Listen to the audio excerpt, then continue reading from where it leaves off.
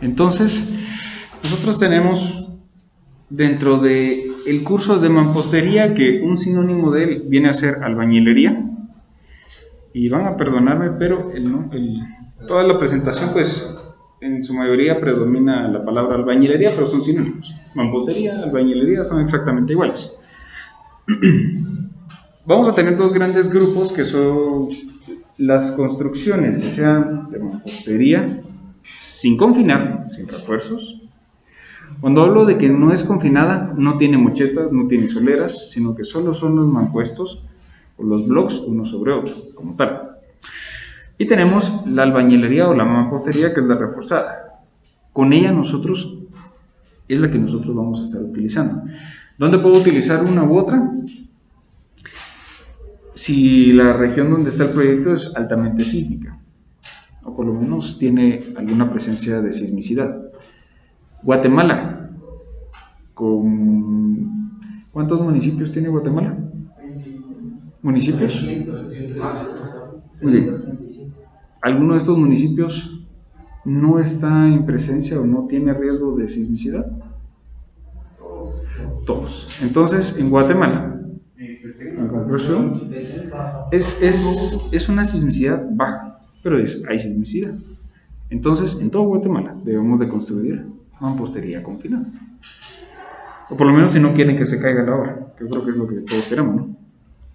Muy bien. La palabra mampuestos viene de, pues, la descripción como tal, que vienen a ser varios bloques generalmente prefabricados de elementos, donde yo voy apilando, pues, uno sobre otro.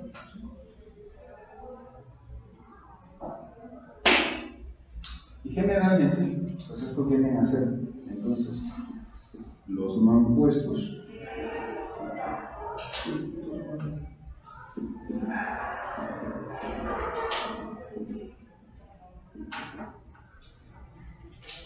Y para que estos mantengan su posición y logren generar un volumen de algún sólido, pues claramente estos van a necesitar un aglomerante.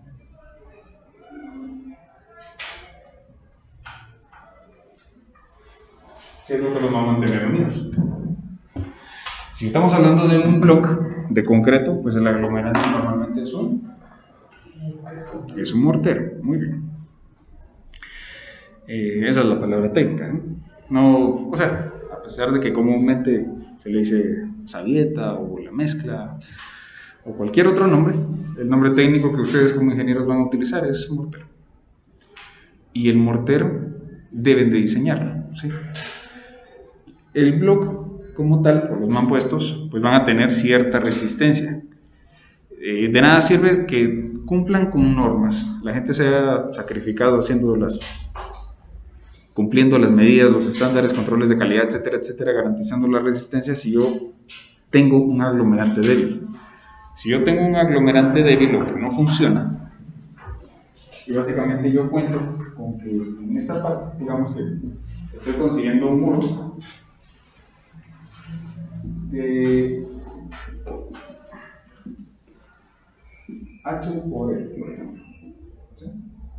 Cuando ya pasemos a la fase de diseño de este muro, en las cargas ustedes van a asumir que este muro recibe todas las cargas y las distribuye a su cimiento o al nivel inferior. Pero ¿qué sucede si yo, por ejemplo, me estoy haciendo el diseño del mortero y y compré todos mis materiales de primera calidad? Pero si no tengo compuestos o blocks que garanticen esa misma resistencia, entonces este muro falla. Tiene que funcionar ambas partes. En caso contrario, si ustedes tienen un block de primera calidad, pero utilizaron arena, no sé, de río, que solo es muy bien las características de esta, a lo mejor trae partículas orgánicas, pues de río, mucha basura, muchas plantas, muchas partículas orgánicas, que con el carbono lo que vienen a hacer es a modificar y a reaccionar de manera diferente cuando entran en contacto con el agua. Un mortero está compuesto de qué cosas? Cemento y carga. En algunos casos, exactamente, y agua.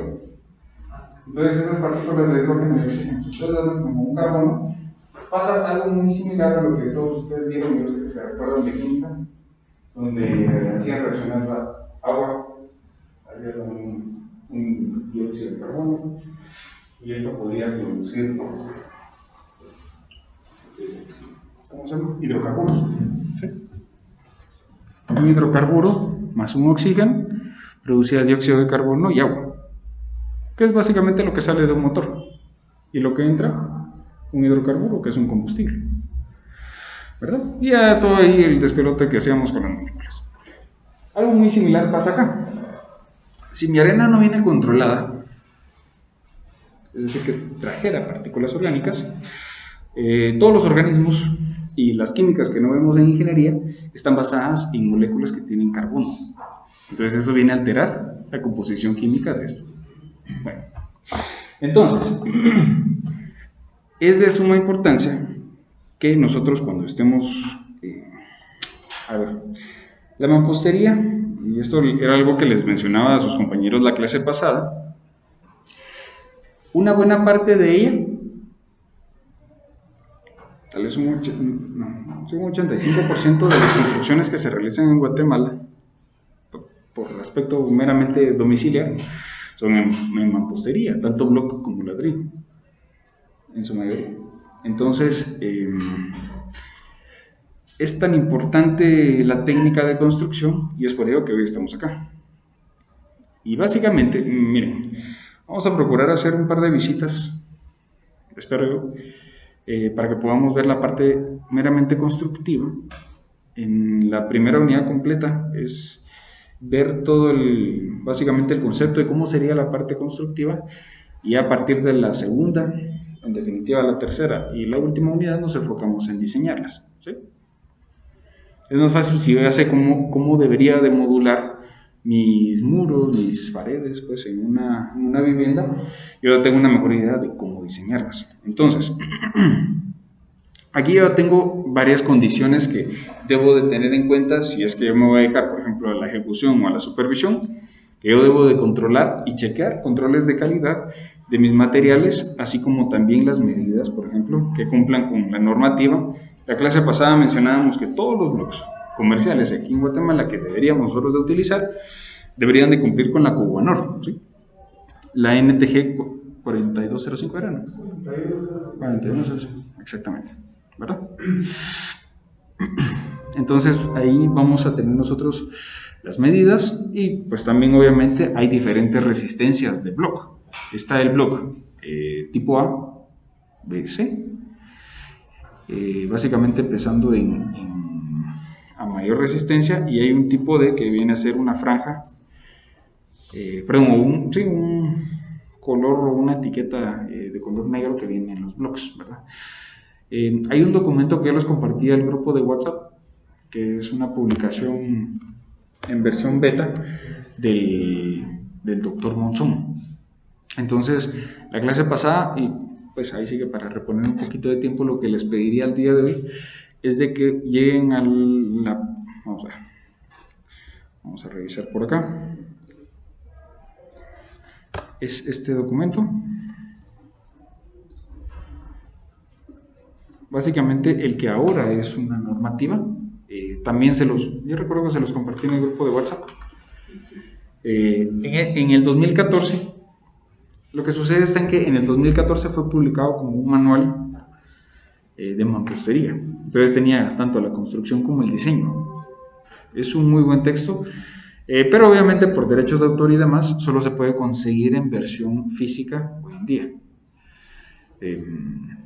Se podría comprar, pero no hubo mucha variación con esta versión beta, que fue para comentarios. Esta se la entregó a los ingenieros y demás para que pudiera uno revisarla y generar sus comentarios y demás. Quiere decir que no es la final, no es la definitiva. Sí se puede comprar esta en AGIES o en el Instituto del Concreto y Cemento de Guatemala, pero bueno, ya va siendo otro asunto por ahí. Muy bien, el capítulo 1 y 2 pues lo vimos, las primeras 20 páginas, que ni siquiera son 20 como tal, porque la lectura como tal empezaría en la página número 7, creo. En la 9, perdón. Entonces, les pediría que por favor lean de la 9 a la 20, ¿sí? Para la próxima clase. Sucede que en esta parte, pues nosotros lo que tenemos es prácticamente puntos fundamentales como la resistencia del bloque. A ver, ¿dónde está la resistencia? Aquí vamos a tener nosotros un pequeño... Uy, perdonen, eso no está. Dame un segundo. 38, gracias. Gracias. Sí, estamos. Aquí está la norma, la 41054. Esta es la resistencia que nosotros vamos a estar utilizando ya cuando empezamos a diseñar. Ahorita por fines de concepto constructivo, modulaciones y demás, con que nosotros sepamos las medidas estándar, pues es más que suficiente. Ahí estamos bien. ¿Qué tenemos? Tenemos pues un bloque clase A que básicamente nos está devolviendo. También otra cosa bien importante, por favor. Tenemos dos tipos de bloque. Permítanme, entonces es por favor leer de la 9 a la 20, se me olvidó esta parte.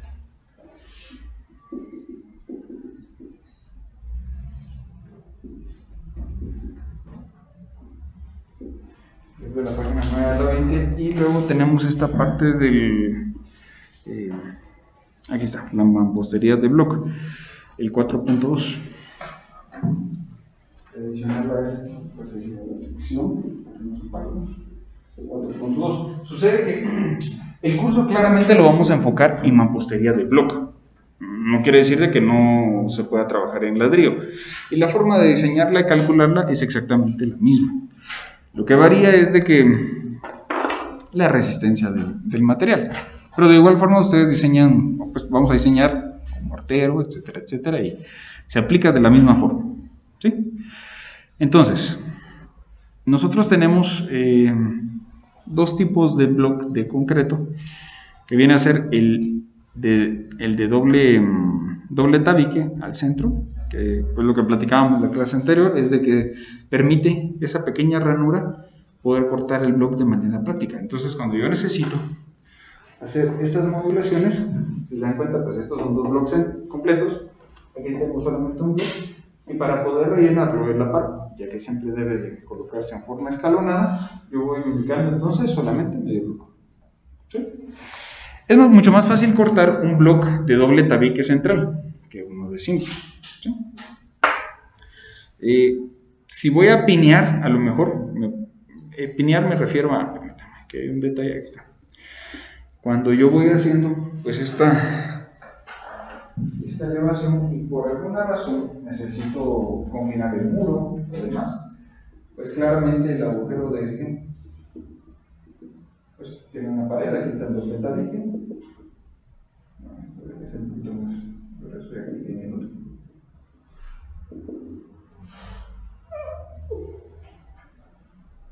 Y esto pues sería la parte del agujero central. Entonces lo que busca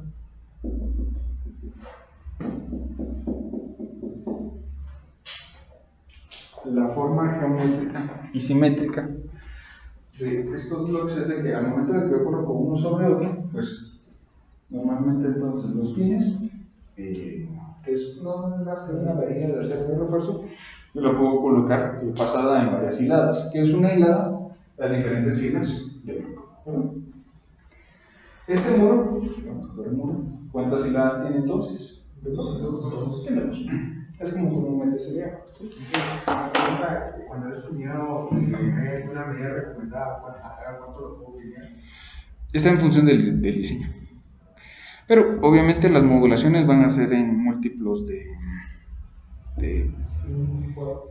20. Porque es la medida que me va a permitir el bloque, ¿verdad? Entonces, ¿qué medidas puede tener un bloque? El alto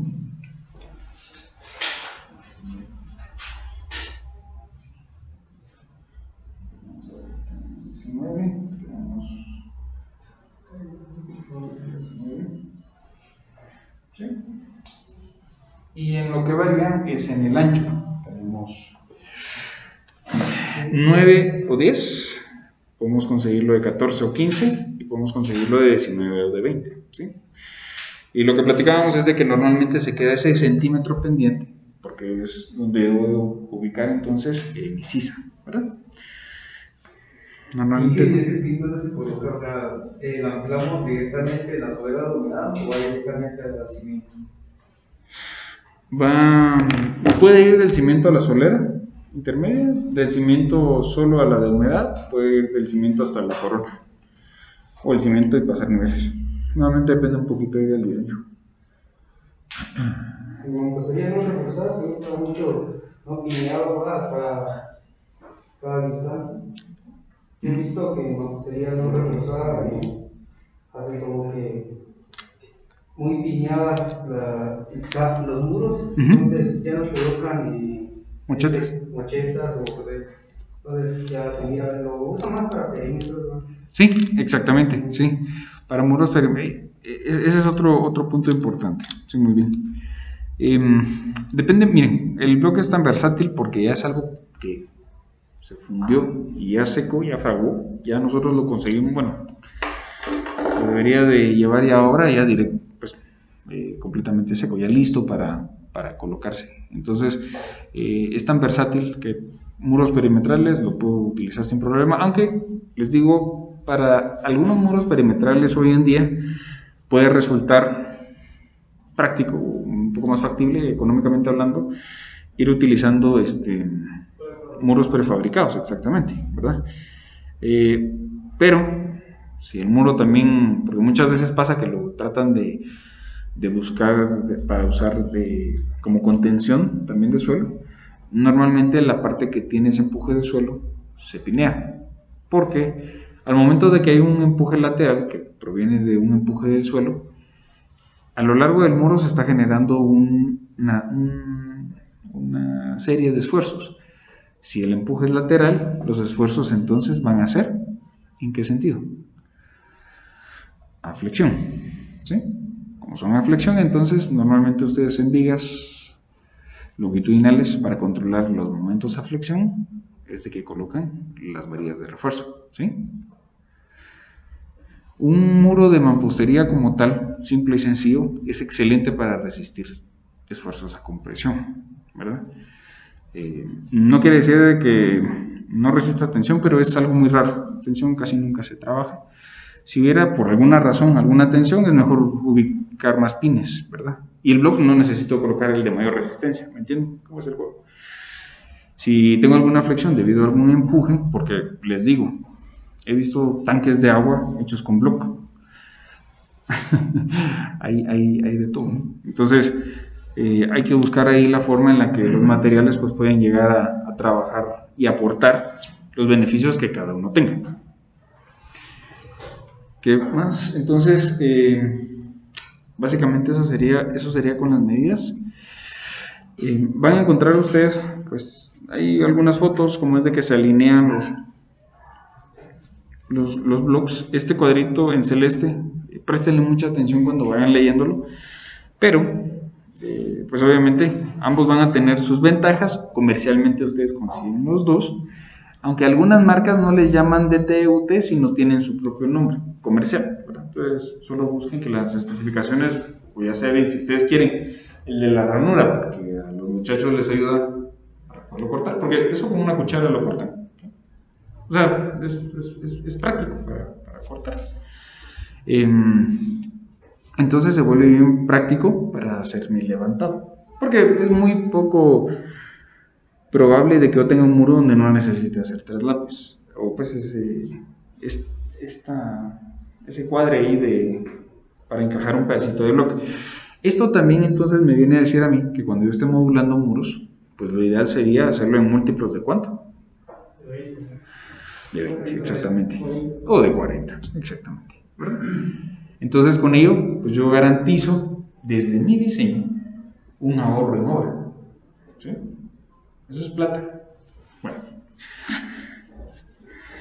el autor, porque en realidad fue en su mayoría el doctor, favorece el block de T, es decir, con doble tabique, y Vamos a ver, están convencidos de que se comporta mejor, especialmente con los bloques de resistencias menores, por supuesto, tiene más área trabajable a compresión.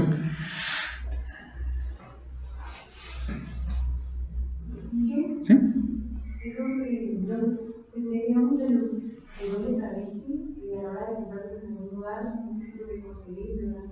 Creo que son de todo, de toda la masa de un bloque de productos y es centro de todo.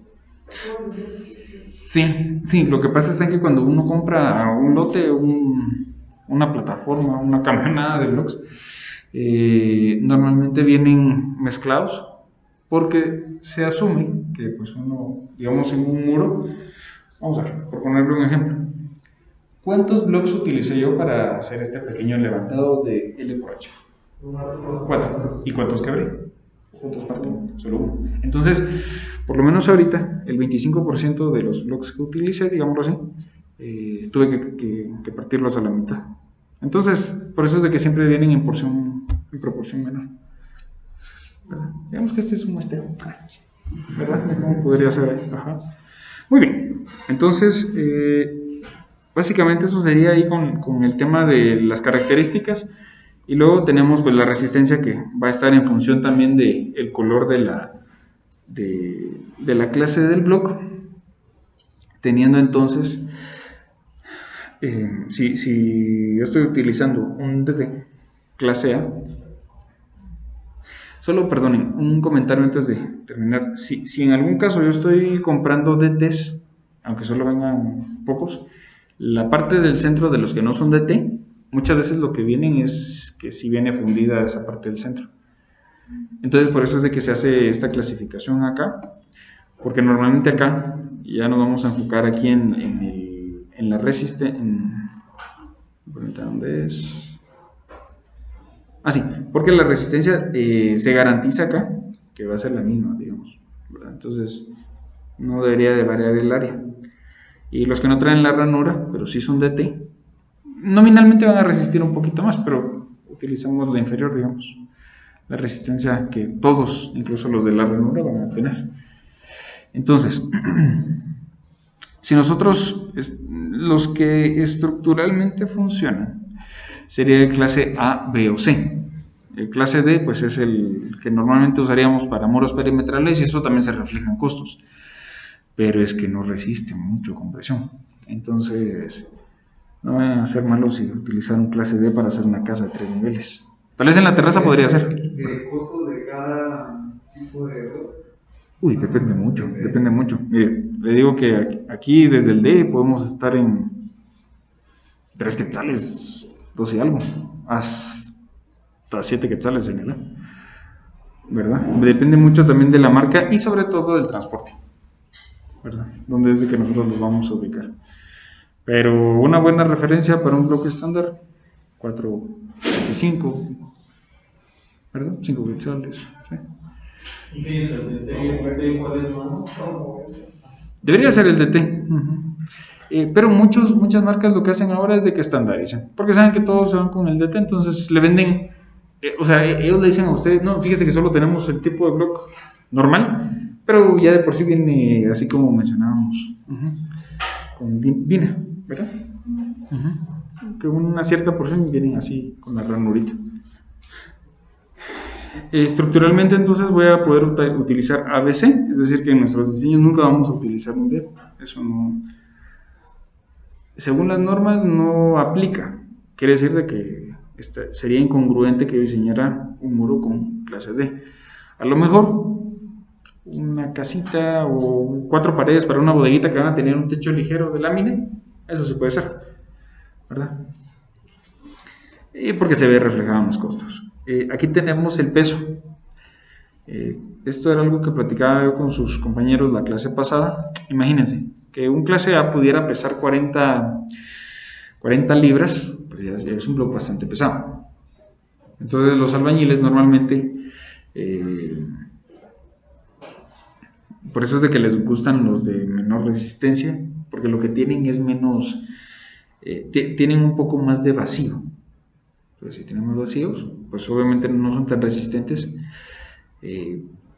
y por eso es de que no pesan, pero obviamente pierdo resistencia. Y antes les decía, incluso hasta hoy en día se puede conseguir de manera fácil y práctica mucho block hecho con piedra puma. Entonces, pues la piedra puma es algo que no pesa, tiene mucho vacío. El problema es de que estructuralmente eso no funciona. También les mencionaba a sus compañeros que cuando yo tengo muchos vacíos, da cabida a que se almacenen partículas de humedad. Y es donde empieza a aparecer algún tipo de de hongo, o pues se nota la humedad en la pintura o en el acabado del muro, precisamente porque hay humedad ahí. Entonces, si ustedes saben que va a haber una presencia alta de humedad, lo mejor es pues utilizar un bloque que no tenga también muchos poros. Entonces ahí no estoy utilizando un A por demandas de resistencia, sino por otros fines. Que también se le puede hacer algún tipo de acabado, por supuesto, ¿verdad? O aplicar algún impermeabilizante. Eso también se puede hacer en el lado donde va a estar en contacto con la parte que genere humedad. Algún terreno en otro nivel o algún cuerpo de agua, ¿verdad? Eso lo pueden prever ustedes sin problema. ¿Alguna pregunta? Muy bien. Vamos a ver.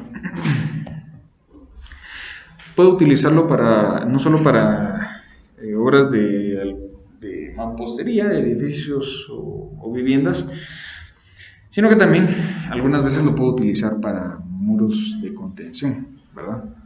Entonces, nuevamente, si va a estar sometido a ciertos esfuerzos de flexión, pues seguramente lo que va a necesitar ahí es algunas varillas de refuerzo para controlar esas demandas, ¿verdad? Entonces, normalmente cuando son muros muy altos, lo que se hace es de que se colocan algunos blocks. A ver, ahorita están en el sentido largo y a cada cierta distancia se gira cierta fila de blocks para crear algo así como un contrafuerte, ¿sí? Que más o menos sería, todo el muro esté levantado en color rojo y luego viene aquí un pequeño contrafuerte que es girar el muro. Eso ayuda a aportar un poco más de rigidez al muro, ¿sí? ¿Dónde más lo puedo utilizar? Chimeneas, reservorios, etcétera, etcétera. Ustedes en Sanitaria 2, que fue cuando vieron pozos de visita, ¿con qué se hacen esos pozos? Con ladrillo, exactamente. Que al final son un buen puesto, ¿verdad? Pero ahí, pues ahí sí va el bloque pues en el sentido corto, ¿verdad? Muy bien, entonces básicamente nosotros pues en este curso vamos a utilizar ETABS para diseñarlos.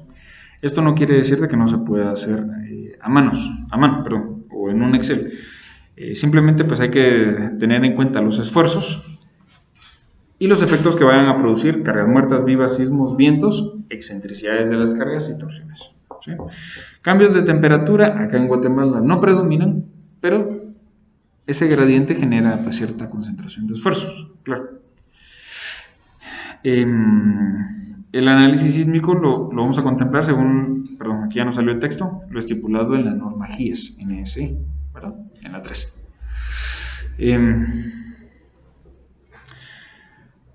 Para que una estructura, menos los que estén llevando diseño avanzado, ¿cierto? Una estructura tipo cajón, que es una clasificación en AGIES, debe de cumplir con algunas características. ¿Cuáles son esas características? Si no estoy mal, tiene una cuestión sobre los anchos. El ancho no tiene que ser como que ni muy largo ni muy largo. Muy bien. A ver, antes de entrar a detalle, ¿qué tipos de sistemas estructurales tengo en AGIES? ¿Marcos? Dual combinado. Tipo cajón. Muy bien. Excelente. Y luego pues vienen las especiales, ¿no? Exacto. Muy bien. Entonces, si hablamos de un sistema tipo cajón, pues Gustavo nos decía que debe cumplir con ciertas medidas. ¿Qué más?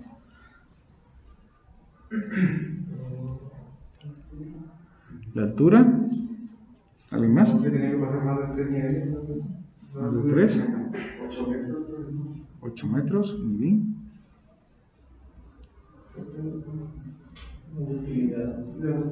La ductilidad, muy bien. ¿Cómo debe ser la ductilidad? ¿Alta, baja o intermedia?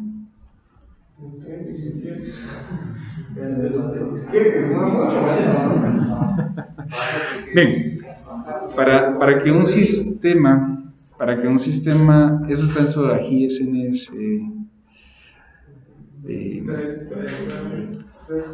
exacto.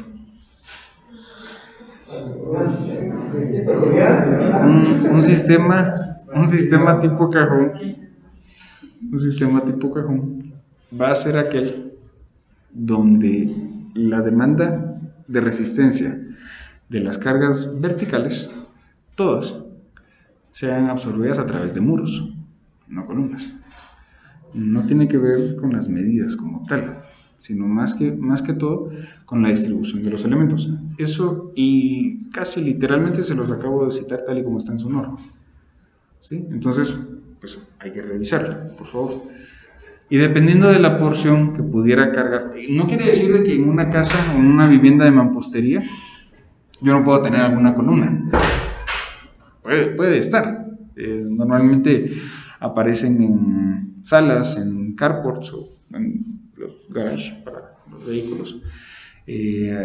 Generalmente se deja una que otra columnita ahí pues aislada de todos los muros. Entonces lo que hay que hacer es de que toda la demanda estructural se la lleve, pues como se diría por ahí, que los muros echen el equipo al hombro, ¿verdad?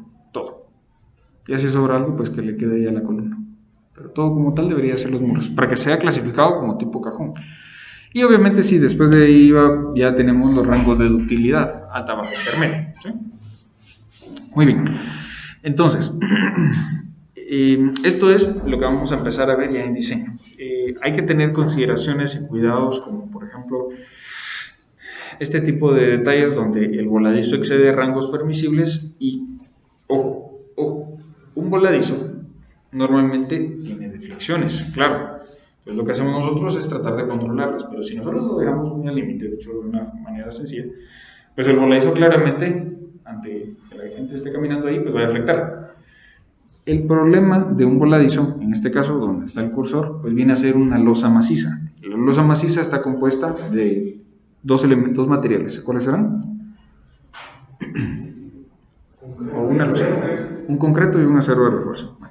Un concreto y un acero de refuerzo, pues tiene la propiedad, el concreto solito, eso ya lo saben ustedes, se puede fisurar muy fácil. Es excelente para compresión, pero no resiste a flexión. Cuando ya lo combinamos, entonces puede resistir esos esfuerzos a flexión. El problema es de que el muro que está encima de él no tiene acero, ¿sí? Entonces, a la más mínima de flexión que no soporte el muro, lo que le va a pasar a la losa es de que la losa está trabajando con su acero. El muro no tiene acero. Entonces, si llega a suceder este tipo de eventos, lo que hay que hacer es entonces ya empezar a contemplar elementos adicionales como las mochetas o las soleras, ¿verdad? Y así yo evito que ese esfuerzo pueda generar un ingreso de una grieta por este lado, ¿verdad? Y pues aquí pueden ver ustedes, bueno, aquí también hay alguna grieta que pasa del lado del muro a la cimentación. Es muy probable, aquí pues no sé si se logra apreciar en la resolución, pero tenemos un techo de lámina, aquí hay una viga pequeña de madera, que pues es la forma tradicional económica que podemos encontrar en nuestro país. Me salté esa parte con ustedes, pero entre los tipos de mampuestos o mampostería, podemos utilizar block, claro, block de concreto, block de piedra poma, tenemos también ladrillos y también tenemos la parte artesanal que es un adobe. Un adobe, el mismo concepto, es un bloque prefabricado, pues, o sea que ya a la obra, digámoslo así, llega a seco, Pero obviamente está hecho con barro, hojas y demás, ¿verdad? Ramitas y muy artesanal. Entonces, por la gran cantidad de arcilla que tiene, pues ante la humedad puede sufrir algunos percances, ¿no? Entonces,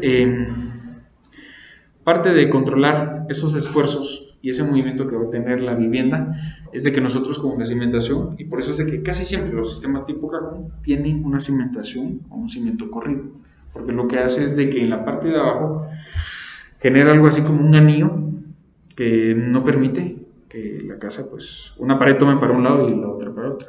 Porque si pasa eso, nuevamente viene a ser una deflexión mínima que lo que hace es producir grietas. Entonces, si yo logro confinar todos mis muros o todos los ejes de mis muros principales, garantizo que ante el movimiento sísmico de esta estructura, pues toda la casa va desplazándose de la misma forma. Y va a tener deflexiones, por supuesto, es de esperar, pero van a ser controladas. Entonces, aquí les pregunto, ¿qué hubieran hecho ustedes? Si en planta nosotros tenemos pues este pequeño levantado, digamos que esta es la solera de humedad. A ver, obviamente pues aquí, vamos a ver. Bueno, sí, este sería el nivel de piso. Y en azul voy a colocar yo mi cimiento corrido. ¿Sí?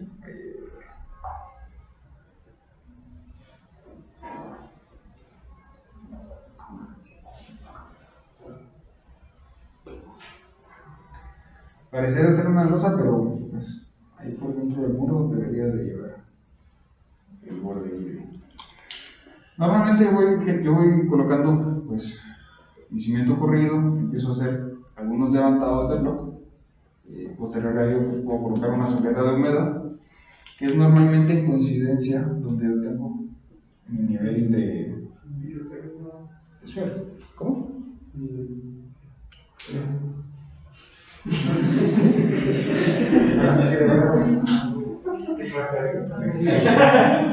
Bueno, pero ¿qué sucede?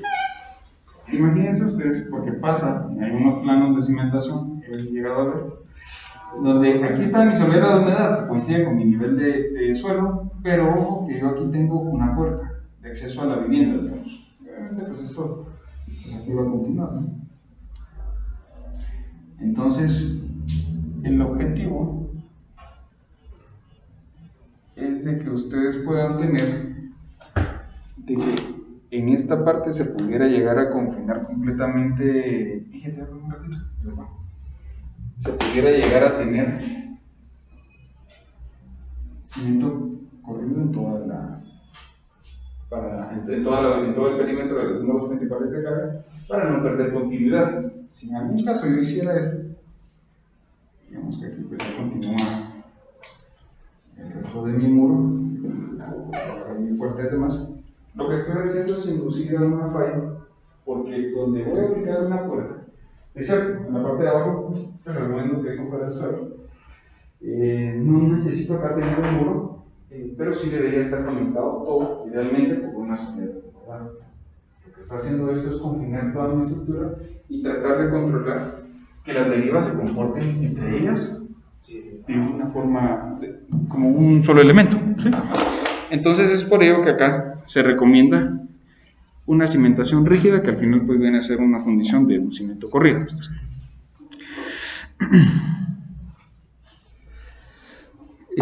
Dependiendo cómo fuera a quedar la distribución de los ambientes, normalmente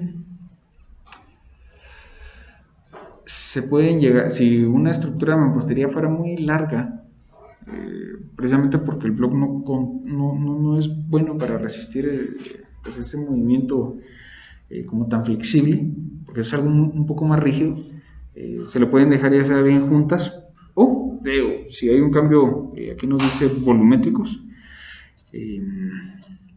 esto es específicamente para viviendas de arcilla, adobe, ¿sí? pues puede ser una recomendación que pueden utilizar ustedes, pero como lo que estamos viendo acá es mampostería de concreto, lo que hacemos es de que tratamos de modular a no más de 3 metros, más de 3,50, algún elemento que logre confinar las paredes, que básicamente estos serían entonces las mochelas, ¿verdad? Exactamente. Entonces, como máximo es un estándar práctico que generalmente le va a cumplir en el diseño. Mire, pero fíjese que yo por arquitectura me quedaba a 310, no hay ningún problema. 310, 320. Pero lo ideal es de que sea más bajo. Acá 220, 250, etcétera, etcétera. ¿Verdad? Y es que también casi nunca se superan esas luces en mampostería, precisamente por el tema de la losa. Porque si yo tengo una losa muy grande, entonces ya empieza a requerir vigas, pues para poder controlar la carga de la losa como tal. Y si tengo vigas, aquí viene la pregunta, ¿puedo cargarlas directamente a los muros? Es otro sistema, ¿verdad? Ahí debería utilizar entonces columnas. Entonces ya empiezo a generar un sistema combinado y ya se empieza a poner un poco... Miren, es la forma común de ver los proyectos acá en Guatemala. Pero hay que tener cuidado con el diseño y el análisis. Son cosas bien diferentes. Así como también, por ejemplo, una vez estaba yo... A ver, voy a tomar esta imagen, ¿sí? Imaginen que acá donde está el cursor, esta vivienda se ha diseñado con marcos, porque todos sacamos 100 en el curso de concreto y marcos es lo que se diseña, entonces lo voy a sacar con marcos. Pero mire, ingeniero o ingeniera, ¿cómo va a rellenar esos espacios entre las columnas y las vigas? No tenga pena, pues yo voy a hacer un levantado de bloque. ¿Cómo debería yo de colocar ese levantado?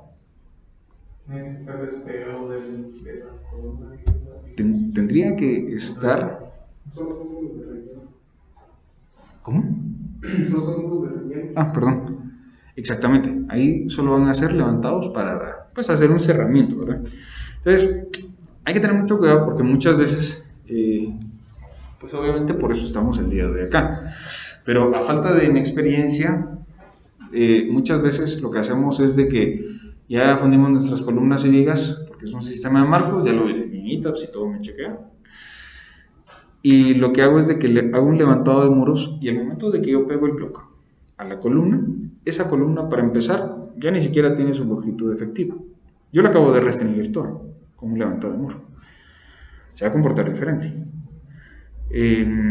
Muchas veces en realidad lo que hacen es mejorar el sistema, el comportamiento de la columna como tal. Lo que sí llega a pasar es de que el sistema, ustedes en ITAS veían que se deflectaba y todo excelente. El problema es de que por los mismos muros uno restringe el desplazamiento de las columnas y vigas. Entonces empiezan a haber esfuerzos a la inversa y se vuelve todo eso un caos como tal. Entonces, si yo diseño un sistema de marcos, mis muros quedan por aparte, normalmente se separan pues, con algún elastomérico, algún silicón o duropor, ¿verdad? Tanto para los laterales como la parte de arriba. La parte de abajo no la puedo separar, ¿verdad? Ustedes? No voy a levantar un muro sobre una franja de duropor, pero lo que hay que hacer es simplemente despegarle sus laterales y la parte superior. Porque si no se van a decir que se graduaron ustedes de clases virtuales. No, ustedes. Bueno, muy bien. ¿Alguna pregunta? Y yo tengo una duda así en ese sistema que dice donde colocamos muros. Ahorita vamos. Dele ya. Le quitó la inspiración a Dina. O sea, nosotros ahora hacer ese muro, yo me recuerdo que cuando llegué, incluso con ustedes les había dicho que también se hace como una mini mampostería combinada, separada de las columnas. Ah, sí, exactamente. Esa mini mampostería reforzada, la conectamos a un cimiento corrido que va directamente a las patas, o es totalmente independiente. No, ese sí debería de... lo puede conectar usted a una vía conectora, dejarle su pequeño cimiento corrido. Ahí es lo que hace al final usted, es lo que dice Gustavo. ¿En qué curso vemos eso?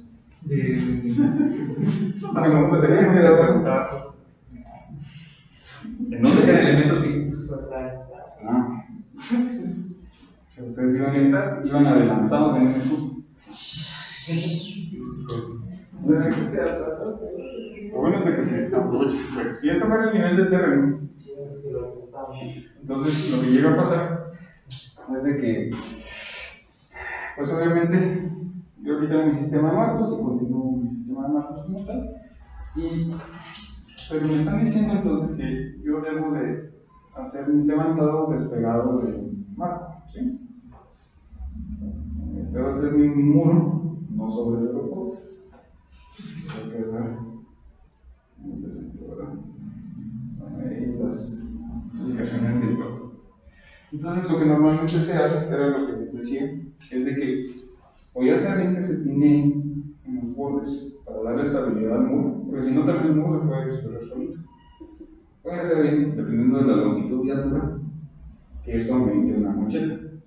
Y esto podría ser también una solera o una solera corona, solo para ese muro previo a llegar a la viga. Y esta parte, solera de humedad, hilada. Aquí la escala no juega bien, sí, entonces sería solera de humedad.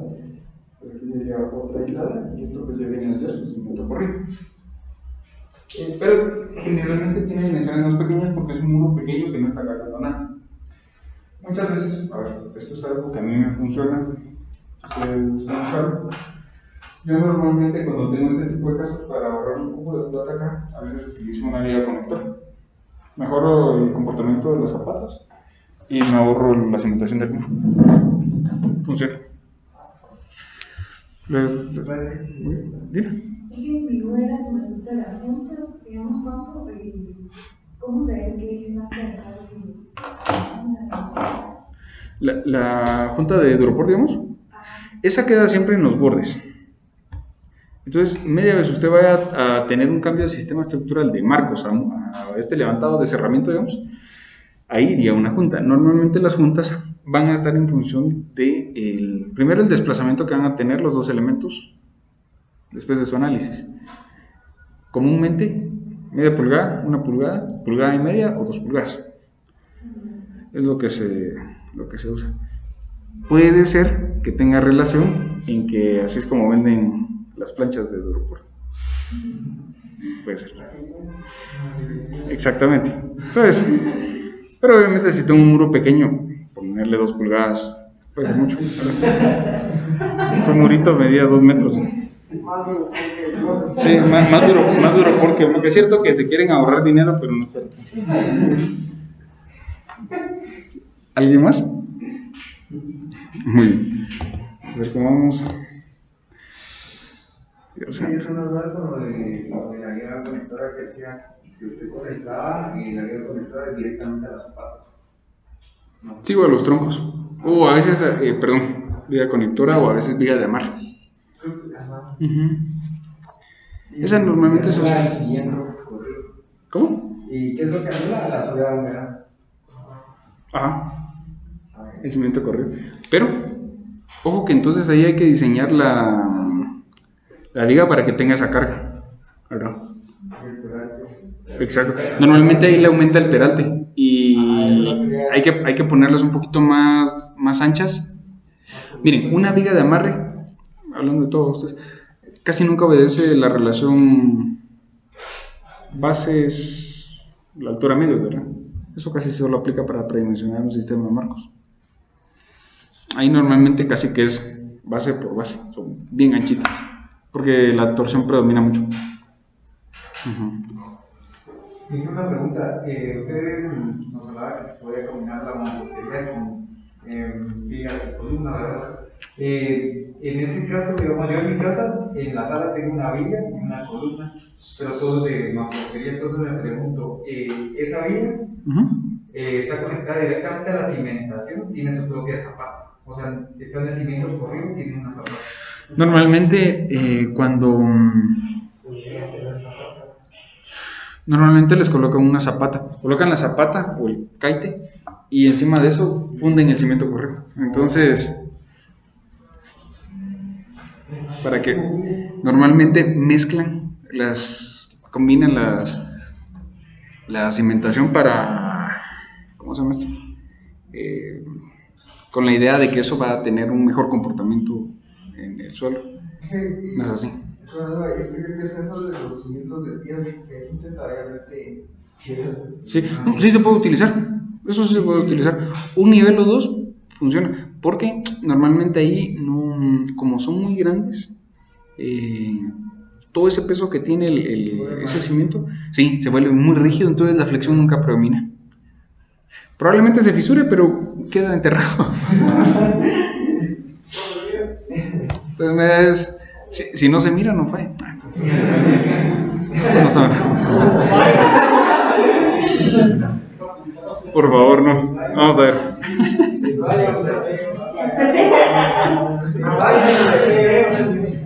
Cabal, algo así. Vamos a ver. Mire, yo, en este edificio hubo que hacer algo similar, pero ahí sí fue una viga conectora y sobre ella ya se colocó una pequeña solera de humedad, y acá, donde está más o menos el cuadro en azul, ¿se ve? Así. Ahí más o menos se empezó a levantar, pero lo que se tuvo que hacer acá es de que... No, perdón, esto ni siquiera está, esto es un proyecto que recién es lo acabamos de entregar. Aquí la propuesta que le hicimos al constructor es de que en esta parte por las fases que van a llevar ellos en construcción, van a tener que luego barrenar y epoxicar pines. Pero también se pueden dejar ya los pines, y a veces, bueno, eso sí es un detalle de marca registrada. No, pero lo pueden usar. A veces en estribos se puede utilizar un estribo sin cerrarlo, pues, porque normalmente el cerramiento lo hacemos acá. Pero ustedes agregan acá un eslabón y el estribo lo continúan y esto se les vuelve un pin. Eso puede ser, eso puede funcionar. O sea, del estribo para el pin. Exactamente, pero cierren el estribo, ¿no? Sí. ¿Cómo? Exactamente, claro, sí, por supuesto. Sí. Igual si fue así. No, desde luego.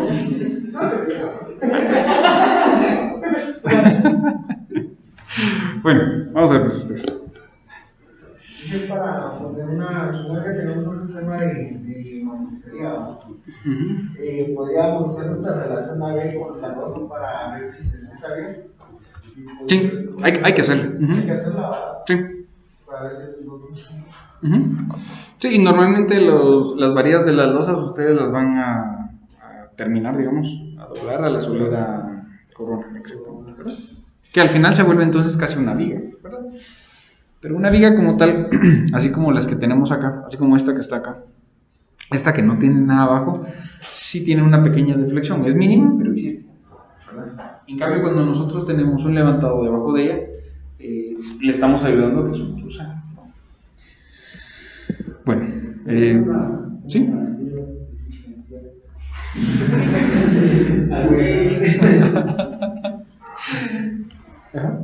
¿Por qué se colocan antes de las hiladas del bloque?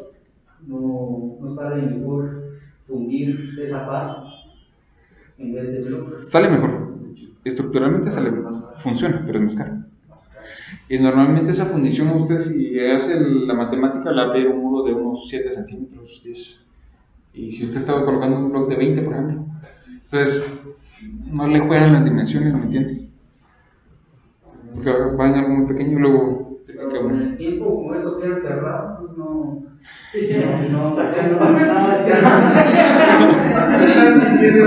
Fíjese que a usted nunca le hubiera dicho ese comentario.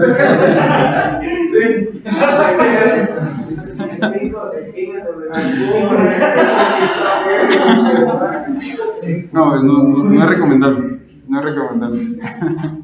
Es para que no salga muy caro. Bueno, muy bien. Entonces, qué, digamos, yo he visto ese tipo de ladrillos de 6 hoyitos? ¿Ese? Digamos, ese lo utilizan bastante en Perú, y supuestamente en Perú es una zona bastante sísmica, y pues, no son tan buenos, digo yo, no sé. No son tan buenos. Sí, Sí, no. No son de concreto, o sea, son como que de Ladrillo. medio de ladrillo. No, de hecho son muy buenos. Sí. Son ¿Qué excelentes. lo utilizamos acá? La construcción es complicada y no ha habido alguien, espero que de esta clase salga el próximo, la competencia de Precon. Sí, sí se puede utilizar y funciona muy bien. El problema está en que con esto llega a requerir ciertas características de fundición como una lechada especial, como fluidificante, que va de cajón, para que pudiera quedar una fundición dentro de ellas. Primero. Segundo, si no va fundición, este tipo de bloque tiene una inercia increíble. Es excelente, porque la celda incluso está amarrada, digamos, ¿verdad? Pero sí sería muy caro para nuestros medios, la verdad. Muy bien, aquí tenemos un detalle de cómo puede ir pineado el levantado de bloque. Aquí se están colocando varillas número 4. Si se dan cuenta, van en una celda. Están en una celda, dejan 2 libres y luego pues una nueva. Si cada bloque mide 40, entonces aquí, pues yo sé que cada celda tiene 20. ¿Sí? Entonces aquí tendría 20, 40, 10 y 10. Entonces yo tendría 60, ¿verdad? Entonces estos pines van, por ejemplo, a cada 60 centímetros. ¿Sí? Hay variación en la modulación. También se puede colocar varillas más grandes, no hay problema. ¿Qué no se puede hacer? No sería lógico colocar una varilla número 8, una celda así. Es algo poco común y si me está pidiendo tanto acero, entonces mejor es colocar un muro fundido. Con electromagnetismo incluso, pero ya un muro fundido. Entonces... ¿Y esos muros de concreto? Muros de concreto.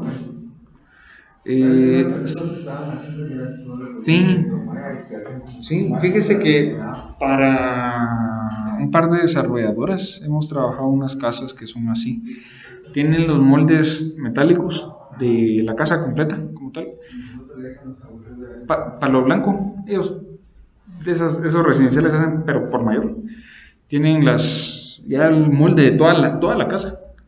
Y ahí ellos antes usaban varias, nosotros les cambiamos a electromagnetismo.